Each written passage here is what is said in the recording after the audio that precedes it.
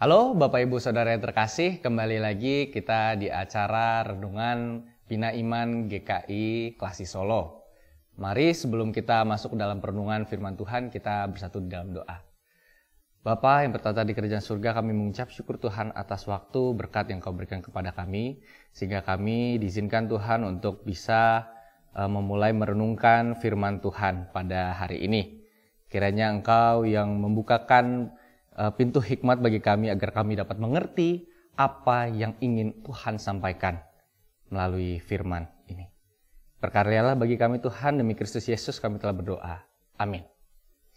Bapak Ibu yang saudara terkasih, pembacaan kita diambil dari Yeremia pasal yang pertama. Yeremia pasal yang pertama ayat 4 hingga ayatnya yang ke-10. Yeremia 1 ayat 4 hingga ayatnya yang ke-10. Firman Tuhan datang kepadaku bunyinya, sebelum aku membentuk engkau dalam rahim ibumu, aku telah mengenal engkau. Dan sebelum engkau keluar dari kandungan, aku telah menguduskan engkau. Aku telah menetapkan engkau menjadi nabi bagi bangsa-bangsa. Maka aku menjawab, Tuhan Allah, sesungguhnya aku tidak pandai berbicara, sebab aku masih muda. Akan tetapi Tuhan berfirman kepadaku, jangan katakan aku masih muda, tetapi kepada siapapun aku mengutusmu haruslah engkau pergi. Dan apapun yang kuperintahkan kepadamu haruslah kau sampaikan. Jangan takut kepada mereka, sebab aku menyertai engkau untuk melepaskan engkau. Demikianlah firman Tuhan. Lalu Tuhan mengulurkan tangannya dan menjamah mulutku. Tuhan berfirman kepadaku, sesungguhnya aku menaruh perkataan-perkataanku dalam mulutmu. Ketahuilah, pada hari ini aku mengangkat engkau atas bangsa-bangsa dan atas kerajaan-kerajaan untuk mencabut dan merobohkan, untuk membinasakan dan meruntuhkan, untuk membangun dan menanam. Demikianlah firman Tuhan. Bapak Ibu Saudara yang terkasih, Dani Aditya seorang stand up komedi Indonesia yang mempunyai daya tarik tersendiri dibandingkan dengan teman-teman stand up komedinya. Kenapa?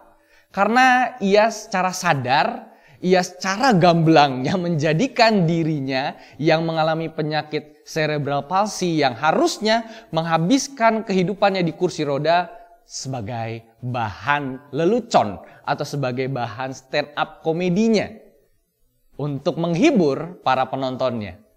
Nah, Bapak Ibu Saudara yang terkasih, pandangan Dani akan kelemahan seseorang sudah bergeser.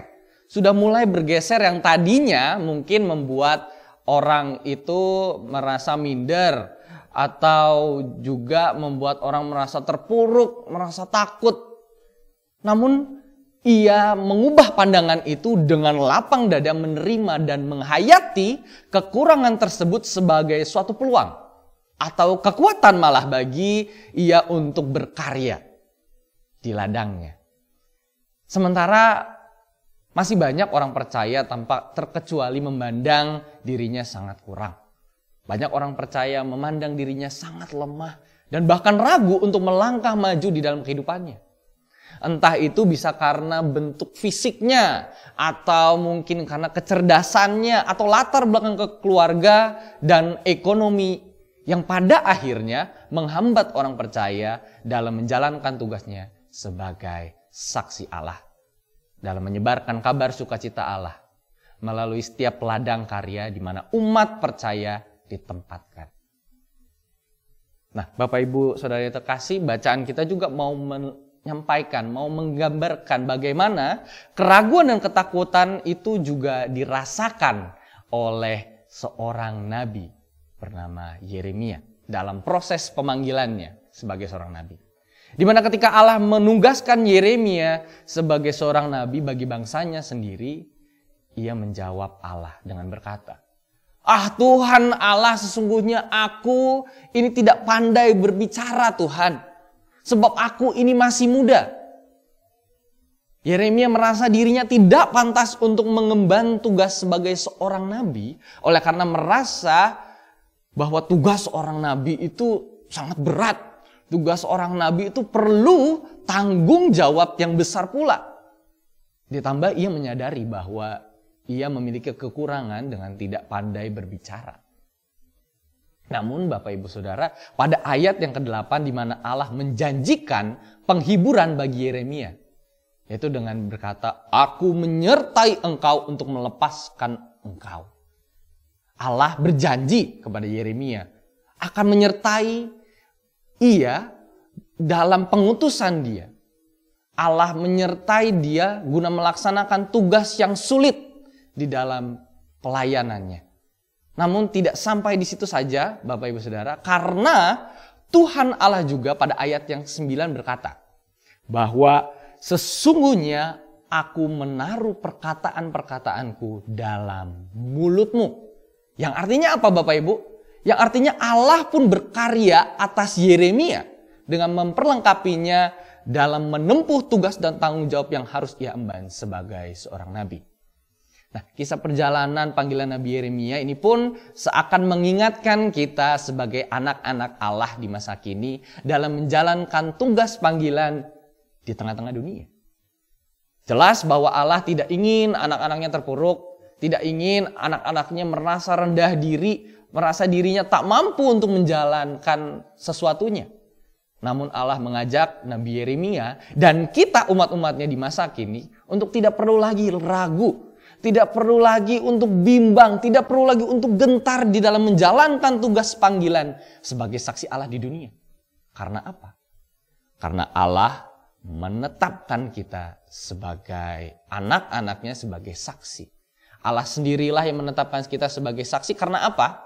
Karena Allah yang duluan mengenal siapa diri kita dan kemampuan yang kita miliki. Oleh sebab itu, Allah sebagai Sang Pencipta memerintahkan dan menugaskan dan menetapkan kita ciptaannya sesuai dengan porsinya. Dan juga Allah menyertai kita Bapak Ibu yang perlu kita sama-sama hayati. Bahwa Allah tidak pernah kemana-mana. Allah tidak hanya memberikan tugas saja lalu pergi ongkang kaki. Tetapi Allah menugaskan kita untuk pergi, namun ia juga pergi bersama-sama dengan kita dengan menyertai kita. Dan satu hal yang pasti juga Bapak Ibu, dalam perjalanan pelayanan kita di tengah dunia, Allah pula yang memperlengkapi kita anak-anaknya. Amin. Mari kita berdoa.